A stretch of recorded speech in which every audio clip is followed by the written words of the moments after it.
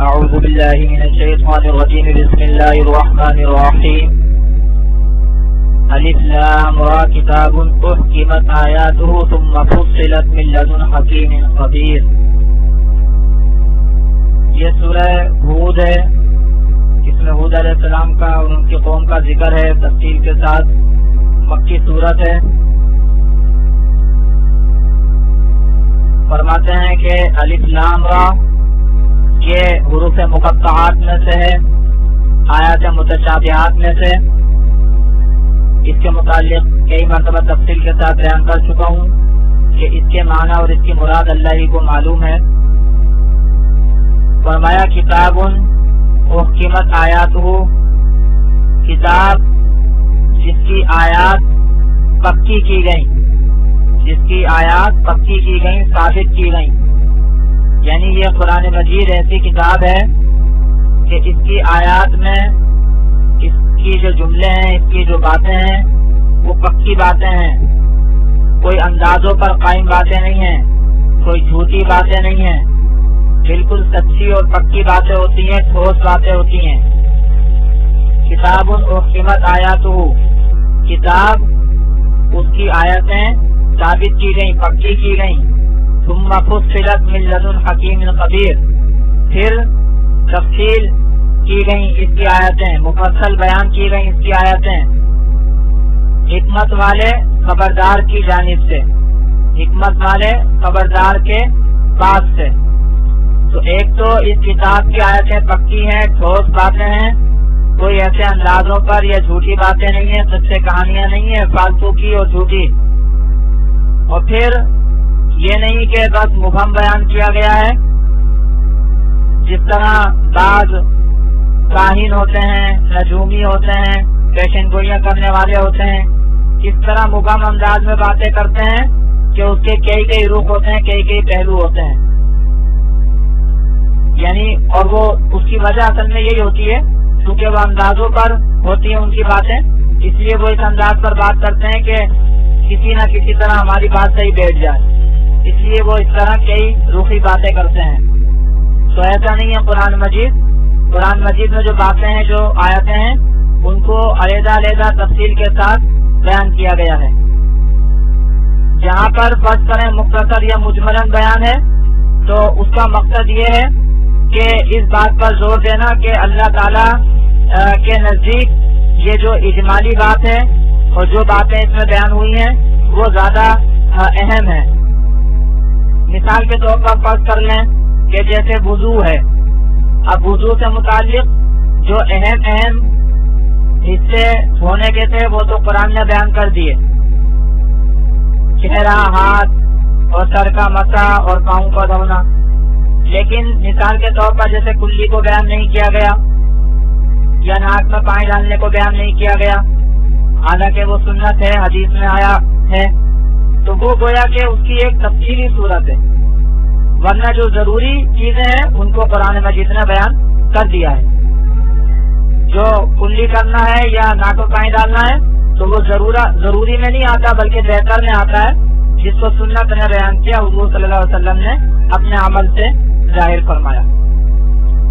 اسی طرح نماز میں آپ دیکھ لیں کہ جو چیزیں ضروری ہیں، قرات کرنا، رکوع سجدہ وغیرہ کرنا، وہ قرآن مجید میں ذکر آیا ہے اس کا، لیکن ساری تفصیلات قرآن مجید میں نہیں آئیں، اس لیے کہ اس میں بہت سی تفصیلات ایسی ہیں جو گویا بہتر میں اور سنت میں آتی ہیں. تو بہرحال قرآن مجید کی جو آیتیں ہیں اور اس میں جو باتیں بیان ہوئی ہیں وہ ایک تو پکی ہیں، سچی ہیں، اور دوسرا جو جتنی اس کے اندر تفصیل کی ضرورت تھی اور جتنی تفصیل اس میں ضروری تھی تو وہ تفصیل اس میں کی گئی ہے. عقائد کے معاملے میں آپ دیکھیں جگہ جگہ بہت زیادہ تفصیل کی گئی ہے، اسی مقصد کے لیے کہ عقائد بہت زیادہ اہم ہوتے ہیں. تو فرمایا کہ کتاب احکمت آیاتہ، کتاب اس کی آیتیں پکی کی گئیں، ثابت کی گئیں. ثم فصلت من لدن حکیم خبیر، پھر تفصیل کی گئی ان آیتوں کی حکمت والے خبردار کی جانب سے، حکمت والے خبردار کے پاس سے، یعنی اللہ تعالیٰ کے پاس سے جو حکمت والا ہے، خبردار ہے. یہاں اللہ تعالیٰ کی جو صفت ذکر کی ہے حکمت والا اور خبردار، اس کا مطلب یہ ہوا کہ یہ حکمت اور خبر کی جو صفت ہے یہ آپ کو قرآن مجید کی آیات میں نظر آئے گی. قرآن مجید کی آیات میں آپ کو اللہ تعالیٰ کی حکمتیں جگہ جگہ نظر آئیں گی, اور اللہ تعالیٰ جو خبیر ہے, خبردار ہے, ہر چیز کو جانتا ہے, اللہ تعالیٰ کا علم آپ کو قرآن مجید کی آیات میں نظر آئے گا. اور جس میں جو بنیادی باتیں ہیں وہ یہاں پر ذکر ہو رہی ہیں. فرمایا کہ اللہ تعبدوا الا اللہ, کہ یہ کہ مت عبادت کرو سوائے اللہ کے. قرآن مجید کی آیات میں جو بنیادی باتیں ہیں, بنیادی مضمون ہے, وہ یہ ہے کہ اللہ کے سوا کوئی عبادت کے لائق نہیں ہے. اللہ تعبدوا الا اللہ, کہ مت عبادت کرو کہ تم سوائے اللہ کے. اننی لکم منہ نذیر و بشیر, تو گویا اللہ تعبدوا الا اللہ کے اندر اللہ تعالیٰ کی وحدانیت کا بیان ہے. آگے اننی لکم منہ نذیر و بشیر کے اندر رسالت کا بیان ہے, حضور صلی اللہ علیہ وسلم کی رسالت کا. تحقیق میں تمہارے واسطے اس کی طرف سے ڈرانے والا اور خوشخبری دینے والا ہوں. تو اللہ تعبدوا الا اللہ میں وحدانیت کا بیان ہو گیا اللہ تعالیٰ سے متعلقہ, اور اننی لکم منہ نذیر و بشیر میں حضور صلی اللہ علیہ وسلم کی رسالت کا. یہی لا الہ الا اللہ محمد رسول اللہ جو کلمہ طیبہ پہلا کلمہ کہلاتا ہے, بنیادی کلمہ کہلاتا ہے, اس میں بھی یہی مضمون ہے. ڈرانے والا بروں کو اور خوشخبری دینے والا ایمان والوں کو, اچھوں کو. وان استغفروا ربکم, اور یہ کہ بخشش مانگو اپنے رب سے.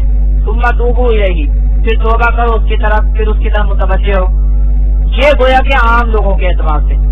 آپ دیکھیں اللہ کے اعتبار سے وحدانیت, حضور صلی اللہ علیہ وسلم سے متعلق رسالت, اور اب عام امتیوں کے اعتبار سے, عام امت کے اعتبار سے استغفار, اللہ تعالیٰ کی طرف متوجہ ہونا. کیونکہ جتنے انسان ہیں نبیوں کے علاوہ وہ معصوم نہیں ہیں, ان سے گناہ ہو جاتے ہیں. تو یہ بڑی بنیادی بات ہے کہ گناہوں سے بخشش مانگے اپنے رب سے. اور گناہوں سے بخشش مانگنا اس بات کو بتا رہا ہے, اس بات پر دلالت کر رہا ہے کہ یعنی یہ آدمی گناہ سے نفرت کرتا ہے اور گناہ کی حقیقت کو سمجھتا ہے, جبھی تو اس کے اوپر نادم ہے, پشیمان ہے, توبہ کر رہا ہے, استغفار کر رہا ہے. اور ظاہر سی بات ہے کہ جو آدمی گناہ کی حقیقت سے واقف ہو, نادم ہو, پشیمان ہو, تو وہ اکثر انسان گناہ سے پرہیز بھی کرے گا. تو یہ امت کے اعتبار سے. تو فرمایا وان استغفروا ربکم, اور یہ کہ بخشش مانگو اپنے رب سے تم. ثم توبوا الیہ, پھر اسی کی طرف, پھر اس کی طرف متوجہ ہو, اس کی طرف توبہ کرو. یمتعکم متاعا حسنا الی اجل مسمى, اس کا فائدہ کیا ہوگا کہ اللہ تعالیٰ تم کو فائدہ دے گا, اچھا فائدہ. الی اجل مسمى, ایک مقررہ مدت تک, جہاں تک تمہاری موت کا وقت ہے تو تمہیں اچھی زندگی عطا فرمائے گا, تمہیں اچھا فائدہ اللہ دے گا. یہ استغفار کی برکت ہوتی ہے, توبہ کی برکت ہوتی ہے. سورہ نوح میں بھی اللہ تعالیٰ نے یہی فرمایا ہے کہ اپنے رب سے بخشش مانگو تو تمہارا رب تمہارے کو مال میں اور اولاد میں بڑھا دے گا. تو یہ استغفار کا یہ بھی فائدہ ہوتا ہے. ایک فائدہ تو ہوتا ہے یہ کہ گناہ معاف ہوتے ہیں, لیکن یہ فائدہ بھی ہوتا ہے کہ اللہ تعالیٰ کا فضل بڑھتا ہے. اللہ تعالیٰ جو اسباب دیتے ہیں تو وہ اچھے اسباب دیتے ہیں اور اسباب بڑھاتے ہیں اللہ تعالیٰ. بہت سے لوگ پریشان ہوتے ہیں اسباب کے سلسلے میں, تو یہ بڑی اہم بات ہے. مختلف دعائیں پوچھتے ہیں, مختلف چیزیں پوچھتے ہیں, تو یہ اللہ تعالیٰ نے قرآن میں آپ دیکھیں بیان فرمایا کہ اپنے رب سے بخشش مانگو اور اس کی طرف توبہ کرو تو اللہ تعالیٰ تمہیں فائدہ دے گا, اچھا فائدہ. تمہاری مقررہ مدت جو بھی ہوگی موت تک. وان استغفروا ربکم, اور یہ کہ بخشش مانگو تم اپنے رب سے. ثم توبوا الیہ, پھر اس کی طرف توبہ کرو. یمتعکم متاعا حسنا, وہ فائدہ دے گا تم کو, اچھا فائدہ. الی اجل مسمى, ایک مقررہ مدت تک. ویؤتی کل ذی فضل فضلا, اور دے گا ہر فضل والے کو اس کا فضل. ہر فضل والے کو اللہ تعالیٰ اس کے لیے جو فضل مقرر ہوگا وہ دے گا۔ گویا کہ استغفار کا فائدہ ایک تو یہ ہے کہ اچھا فائدہ ملے گا، اچھا ساز و سامان ملے گا، اور اللہ کی جانب سے فضل بھی ملے گا، زیادتی اضافہ بھی اللہ کی جانب سے ملے گا۔ وَيُؤْتِي كُلَّ ذِي فَضْلٍ فَضْلًا، اور دے گا اللہ تعالیٰ ہر فضل والے کو اس کا فضل۔ وَإِن تَوَلَّوْا فَإِنِّي أَخَافُ عَلَيْكُمْ عَذَابَ يَوْمٍ كَبِيرٍ۔ اچھا دوسری صورت یہ ہے کہ اگر تم اللہ تعالیٰ کی طرف متوجہ نہیں ہوتے، اللہ تعالیٰ سے بخشش نہیں مانگتے، اللہ تعالیٰ سے منہ موڑ لیتے ہو، تو اس کا نقصان بھی تمہیں ہوگا، اس کا نقصان اللہ کو نہیں ہوگا، اللہ کے رسول کو نہیں ہوگا۔ وَإِن تَوَلَّوْا، اور اگر تم پھر جاؤ، فَإِنِّي أَخَافُ عَلَيْكُمْ عَذَابَ يَوْمٍ كَبِيرٍ، قد تحقیق میں ڈرتا ہوں تمہارے اوپر بڑے دن کے عذاب سے۔ پھر بڑے دن کا عذاب یعنی قیامت کا عذاب تمہارے اوپر آئے گا۔ إِلَى اللَّهِ مَرْجِعُكُمْ، وہ عذاب کیسے آئے گا، وہ بڑے عذاب میں تم گرفتار کیسے ہوگے؟ جب تم مر گئے اور ہڈیاں تمہاری بوسیدہ ہو گئی، مٹی ہو گئی، تو وہ بڑے دن کا عذاب، قیامت کا عذاب تمہیں کیسے ہوگا؟ تو یہاں فرماتے ہیں إِلَى اللَّهِ مَرْجِعُكُمْ، اللہ ہی کی طرف تمہارا لوٹنا ہے۔ بظاہر تو تم ختم ہو گئے، لیکن حقیقت میں تم ختم نہیں ہوئے، تمہارا صرف جسم ختم ہوا، تمہاری روح باقی ہے۔ اللہ ہی کی طرف لوٹنا ہے، پھر وہاں پر ہوگا سارا حساب کتاب اور عذاب و ثواب۔ إِلَى اللَّهِ مَرْجِعُكُمْ، اللہ ہی کی طرف تمہارا لوٹنا ہے۔ وَهُوَ عَلَى كُلِّ شَيْءٍ قَدِيرٌ، اور وہ ہر چیز کر سکتا ہے، وہ ہر چیز پر قادر ہے، تمہیں دوبارہ لوٹا سکتا ہے، تمہیں جیسے پیدا کیا تمہیں دوبارہ بنا سکتا ہے۔ اللہ تعالیٰ کے لیے کچھ مشکل نہیں ہے۔ وَهُوَ عَلَى كُلِّ شَيْءٍ قَدِيرٌ، اور وہ ہر چیز کر سکتا ہے اور وہ ہر چیز پر قادر ہے۔ أَلَا إِنَّهُمْ يَثْرُونَ صُدُورَهُمْ لِيَتَّقُوا مِنْهُ، خبردار تحقیق وہ لپیٹتے ہیں اپنے سینوں کو، دوہرا کرتے ہیں اپنے سینوں کو تاکہ چھپائیں اس سے۔ أَلَا حِينَ يَسْتَغْشُونَ ثِيَابَهُمْ يَعْلَمُ مَا يُسِرُّونَ وَمَا يُعْلِنُونَ، سن لو جس وقت وہ ڈھانپتے ہیں اپنے کپڑوں کو، جانتا ہے وہ جو وہ چھپاتے ہیں اور جو ظاہر کرتے ہیں۔ إِنَّهُ عَلِيمٌ بِذَاتِ الصُّدُورِ، تحقیق وہ جاننے والا ہے سینے کے رازوں کو، سینے کی باتوں کو۔ یہاں یہ بتایا اللہ تعالیٰ کے علم کو بتایا، پیچھے اللہ کی قدرت کو بتایا، یہاں اللہ کے علم کو بتا رہے ہیں کہ اللہ تعالیٰ ہر پوشیدہ چیز کو جانتے ہیں۔ کوئی اس کو جیسے ہی چھپانا چاہے، چاہے سینے دوہرا کر کے چھپانا چاہے، چاہے کپڑے پہن کر چھپانا چاہے۔ اب کپڑے مثال کے طور پر کوئی پہنتا ہے تو جسم کی جو بھی بری چیزیں ہیں وہ عام طور پر دوسروں سے چھپ جاتی ہیں، لیکن اللہ تعالیٰ سب کچھ جانتا ہے، جو ظاہر کیا جائے اس کو بھی جانتا ہے، جو چیز چھپائی جائے اس کو بھی جانتا ہے، یہاں تک کہ اللہ تعالیٰ سینے والی باتوں کو بھی جانتا ہے، سینے میں جو راز اور جو باتیں ہیں ان کو بھی جانتا ہے۔ تو اللہ تعالیٰ کا علم ایسا ہے، تو یہاں سے اللہ تعالیٰ کا علم بیان کیا جا رہا ہے۔ تو بعض مفسرین نے اس آیت کی تفسیر میں اور شان نزول میں یہ بھی لکھا ہے کہ بعض صحابہ کرام جو ہے وہ اس نظریے سے اور اس سوچ سے کہ اللہ تعالیٰ ہمیں دیکھ رہا ہے اور زیادہ حیا و شرم کی وجہ سے بعض اوقات اگر جیسے ضرورت کے موقع پر کپڑے اتارنے پڑتے ہیں، ضرورت حاجت وغیرہ کے موقع پر، تو اس موقع پر وہ حیا و شرم کی وجہ سے اور اس سوچ کی وجہ سے کہ اللہ ہمیں دیکھ رہا ہے تو اپنے سینوں کو ذرا دوہرا کرتے تھے، حیا و شرم سے ذرا مڑ جاتے تھے، جھک جاتے تھے۔ تو یہاں اس کو بتایا اور ان کی اس غلط فہمی کو دور فرمایا کہ ایسا کیوں کرتے ہو؟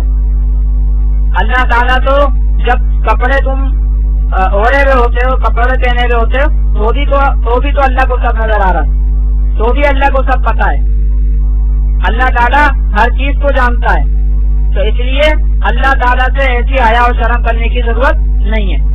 ظاہر سی بات ہے ضرورت کے موقع پر تو جو ہے وہ ضرورت ہوتی ہے۔ تو یہ اللہ اسلام جو ہے وہ دین فطرت ہے، فطری جو مواقع ہیں کپڑے اتارنے کے، کپڑے کم کرنے کے، تو ٹھیک ہے ہو سکتے ہیں اس موقع پر، تو اس موقع پر یہ سوچنا کہ اللہ دیکھ رہا ہے بلا وجہ کی حیا و شرم ہے۔ تو ایسی حیا و شرم یہ انسانی زندگی کو اور فطری جو انسانی ضروریات ہیں اس کو مشکل بناتی ہے، اس لیے اللہ تعالیٰ ایسی چیزوں کو اور ایسے غلط فہمیوں کو بھی دور فرما دیتے ہیں۔ تو یہ بھی بعض مفسرین نے جو ہے اس کی تفسیر میں یہ واقعہ نقل کیا ہے تفسیروں میں. تو فرمایا الا انہم یترون صدورہم لیتقوا من. بہرحال جیسے میں نے ایک تو یہ واقعہ بتایا، اس سے بھی بہرحال یہی بات معلوم ہوتی ہے کہ اللہ تعالیٰ سب کچھ جانتا ہے، اور جیسے میں نے پہلے تفسیر کی اس کے مطابق بھی یہی بات معلوم ہوتی ہے کہ اللہ تعالیٰ سب کچھ جانتا ہے، کوئی کسی بھی طرح کچھ بھی چھپانا چاہے چھپا نہیں سکتا. الا انہم یترون صدورہم لیتقوا من. سن لو، تحقیق وہ لپیٹتے ہیں اپنے سینوں کو، دورہ کرتے ہیں اپنے سینوں کو تاکہ چھپا دیں اس سے. الا حین یستغشون ثیابہم یعلم ما یسرون وما یعلنون. سن لو، جس وقت تم ڈھانپتے ہو اپنے کپڑوں کو، جانتا ہے وہ جو چھپاتے ہیں اور جو اس کو ظاہر کرتے ہیں. انہ علیم بذات الصدور. تحقیق وہ جاننے والا ہے سینے والیوں کو، یعنی سینے کی باتوں کو. آگے اللہ تعالیٰ نے اپنی جو رزاقیت ہے اس کو بیان فرمایا. پیچھے اللہ نے اپنی قدرت کو بیان فرمایا، اپنے علم کو بیان فرمایا. اب یہاں سے اللہ تعالیٰ اپنی رزاقیت کو بیان فرما رہے ہیں. فرمایا وما من دابۃ فی الارض الا علی اللہ رزقها. اور نہیں ہے کوئی چلنے والا زمین میں مگر اللہ ہی پر ہے اس کی روزی. اللہ نے اپنے اوپر لازم کر لی ہے، اللہ کے اوپر کوئی چیز لازم نہیں ہے، اللہ نے خود اپنے اوپر لازم کر لی ہے. اور دابہ مطلب کوئی بھی چلنے پھرنے والا، کوئی بھی جاندار، کوئی چیڑا ہے، کوئی 4 پائے کا ہے، کوئی 6 پائے کا ہے، جیسا بھی ہے سب کی روزی اللہ پر. وما من دابۃ فی الارض الا علی اللہ رزقها. اللہ پر ہے. انسان کو تو صرف اسباب اور وسائل جو اللہ نے دیے ہیں اس کو استعمال کرنا ہوتا ہے، اس کو اختیار کرنا ہوتا ہے. روزی اللہ ہی پر ہے. وما من دابۃ فی الارض الا علی اللہ رزقها. اور نہیں ہے کوئی چلنے والا زمین میں مگر اللہ ہی پر ہے اس کی روزی. یہاں حصر کا انداز حصر کا جملہ ہے کہ اللہ ہی پر ہے اور کسی پر نہیں ہے. وَيَعْلَمُ مُسْتَقَرَّهَا وَمُسْتَوْدَعَهَا. اور وہ جانتا ہے اس کا ٹھکانہ اور اس کے سونپے جانے کی جگہ. اللہ تعالیٰ کا علم ہر طرح سے محیط ہے. اللہ تعالیٰ ہر ایک کا ٹھکانہ بھی جانتا ہے اور سونپے جانے کی جگہ بھی جانتا ہے. اب یہ مستقر یعنی کہ ٹھکانہ اور مستودع سونپے جانے کی جگہ، اس کی کئی تفسیریں ہیں. پہلا تو یہ سمجھنا مستقر مطلب جہاں پر قرار پکڑے، جہاں پر ٹھہرے، اور مستودع جہاں پر کچھ دیر کے لیے رکھوایا جائے، کچھ دیر کے لیے رکھوایا جائے. تو یہ اس میں کئی تفسیریں علماء نے کی ہیں. مثال کے طور پر ایک تفسیر یہ کی گئی ہے کہ مستقر کا مطلب ہے دنیا میں انسان جہاں ٹھہرتا ہے رہتا ہے تو وہ مستقر ہے، اور مستودع جو ہے وہ قبر ہے کہ جہاں پر کچھ وقت کے لیے گویا وہ رکھا گیا. اور بعض مفسرین نے کہا کہ مستقر مطلب آخرت کے اعتبار سے جہاں ٹھہرے گا جنت میں یا دوزخ میں، اور مستودع جہاں وہ کچھ دیر کے لیے رکھا گیا یعنی کہ قبر. یہ 2 تفسیریں ہو گئیں. ایک تفسیر یہ بھی کی گئی ہے کہ مستقر مطلب دنیا میں جہاں ٹھہرے گا، اور مستودع رحم مادر یعنی کہ ماں کا پیٹ جہاں بچہ کچھ وقت کے لیے رہتا ہے. تو بہرحال اللہ تعالی انسان کے یا جاندار کے ہر قسم کے رہنے کی جگہ کو جانتے ہیں. جہاں وہ مستقل طور پر رہتا ہے ٹھہرتا ہے اس کو بھی جانتے ہیں، جہاں وہ کچھ دیر کے لیے رہتا ہے ٹھہرتا ہے، جہاں وہ کچھ دیر کے لیے رہتا ہے اس کو بھی جانتے ہیں. تو جب اللہ جانتے ہیں تو اللہ کے لیے کچھ مشکل نہیں ہے روزی دینا. اللہ کے لیے کچھ مشکل نہیں ہے روزی دینا کیونکہ اللہ تعالیٰ سب جگہ جانتے ہیں. تو وَيَعْلَمُ مُسْتَقَرَّهَا وَمُسْتَوْدَعَهَا. اور جانتا ہے وہ اس کا ٹھکانہ اور اس کے سونپے جانے کی جگہ. کل فی کتاب مبین. ہر ایک بیان کرنے والی کتاب میں ہے، ہر ایک بیان کرنے والی کتاب میں ہے. یہ ساری باتیں لوح محفوظ میں موجود ہیں جو کہ اللہ تعالیٰ کے علم کے مطابق ہے. اور آگے اللہ تعالیٰ کی بادشاہت کو بیان فرمایا وَهُوَ الَّذِي خَلَقَ السَّمَاوَاتِ وَالْأَرْضَ. وہ یہ جس نے پیدا کیا آسمانوں کو زمین کو. آسمانوں کو زمین کو پیدا کیا فی ستۃ ایام 6 دن میں. اس کو میں پہلے بھی بتا چکا ہوں. یہ 6 دن مفسرین کے مطابق ہر دن وہ کہ جو قیامت کے دن یعنی اللہ کے یہاں کا جو دن ہے، اور اللہ کے یہاں کا دن مفسرین کے مطابق 1000 سال کا. اور یہ بھی مراد ہو سکتا ہے کہ ایک لمبا عرصہ. بہرحال 6 دن. اب وہ 6 دن اللہ کے یہاں کے کتنے بھی ہو سکتے ہیں، اور جیسے میں نے کہا بعض مفسرین کے مطابق ایک دن 1000 سال کا. تو اتنے عرصے میں اور اتنے مراحل سے گزار کر اللہ تعالیٰ نے آسمان و زمین کو پیدا فرمایا، تو اللہ کی قدرت کیسی ہوگی، اللہ کی عظمت کیسی ہوگی. فرمایا وہی ہے جس نے پیدا کیا آسمانوں کو زمین کو 6 دن میں. وکان عرش علی الماء، اور تھا اس کا عرش پانی پر. پیدائش سے پہلے یعنی جس وقت یہ بنا تو اپنی اس حالت میں اور ٹھوس حالت میں آنے سے پہلے یہ پانی تھا. تو اللہ تعالیٰ کی اس وقت بھی بادشاہت تھی. یہ جو زمین اور یہ جو مادہ کا سارا یہ پانی تھا. عام مفسرین نے اس کی یہ تفسیر کی ہے. اور اگر دیکھا جائے تو آج کل کے سائنسدان بھی یہ بات کہتے ہیں کہ یہ زمین مثال کے طور پر اپنی اس حالت سے پہلے مایا شکل میں تھی، پگھلے ہوئے لاوے کی شکل میں تھی. مایا شکل میں، پگھلے ہوئے لاوے کی شکل میں آہستہ آہستہ ٹھوس ہوتی گئی.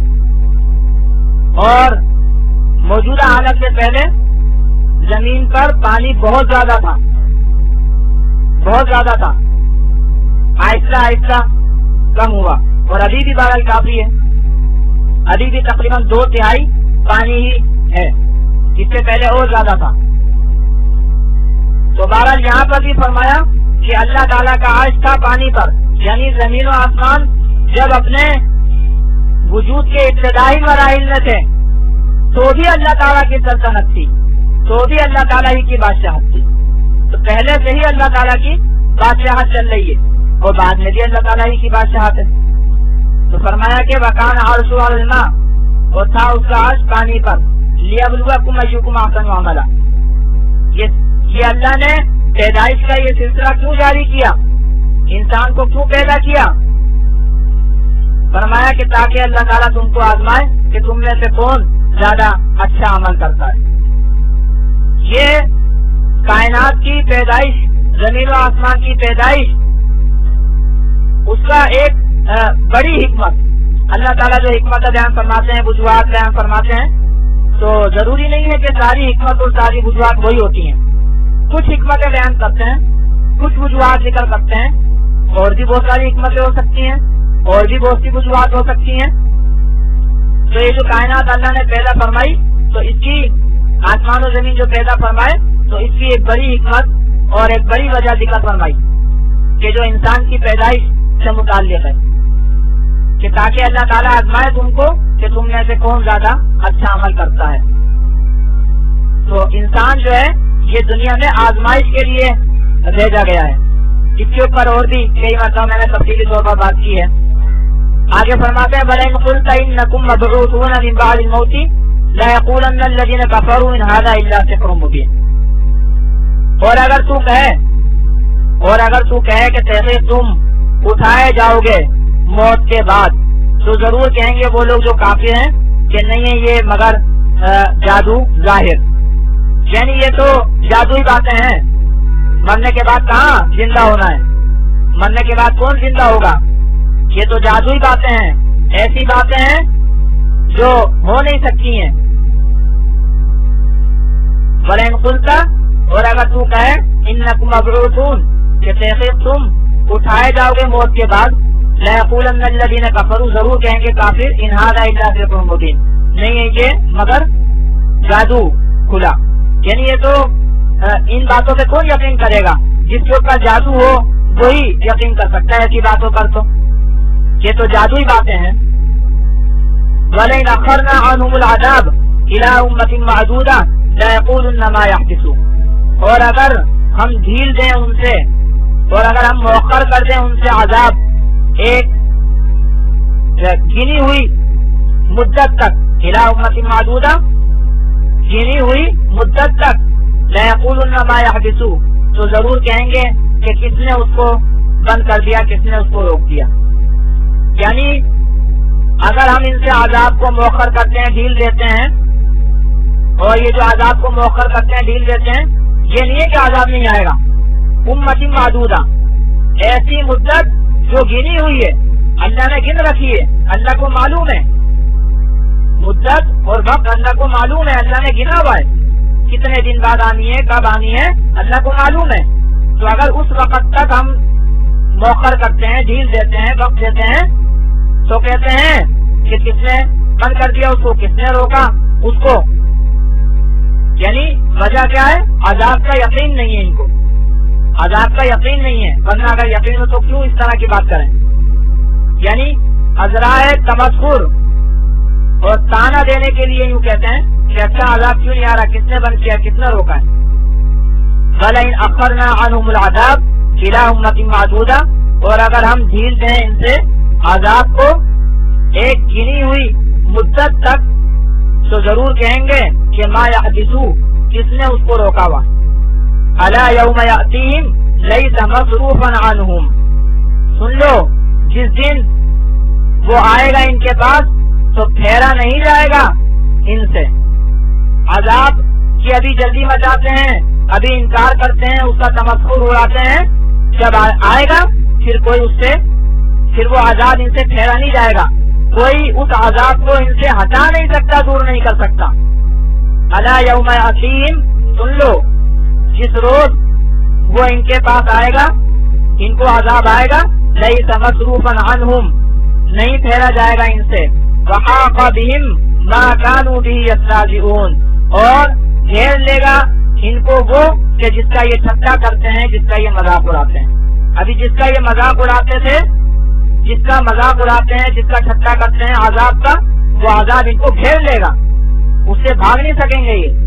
وحاق بہم ما کانوا بہ یستہزئون، اور گھیر لے گی ان کو وہ چیز جس کا یہ مذاق اڑاتے ہیں، ٹھٹا کرتے ہیں۔